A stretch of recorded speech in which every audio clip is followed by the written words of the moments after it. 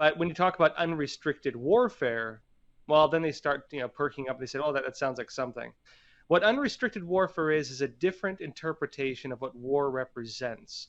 Whereas in the past, wars were fought with troops, going back to ancient armies and swords and chariots, moving to modern times with tanks and bombs and guns and jets. The idea of unrestricted warfare is total war. It is the mobilization of an entire society, every single facet of society, and then mobilizing that just as you would, troops on a battlefield. Business becomes warfare, culture becomes warfare, drugs become warfare, electronic weapons like cyber attacks become warfare. And as you mentioned, they directly talk about bio warfare and other things like that as well.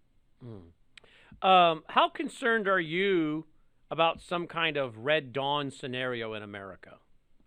Well, they talk about it. The Chinese Communist Party absolutely talks about the idea of launching a full-on warfare against the United States. In fact, there was even a book in Australia that was published that detailed some of the leaked documents they had on this.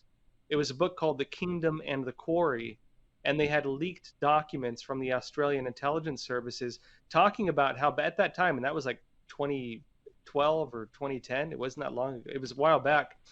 The Chinese Communist Party, they said, was actually planning to launch a surprise attack against the United States. And you need to understand what that would look like. People think that it's maybe a bunch of Chinese people pushing shopping carts and they go, aha, and throw off their cloaks and they have, Maoist uniforms on underneath. It's not like that. This is what it would look like. You would have random explosions at all the major shipping points, for the United States.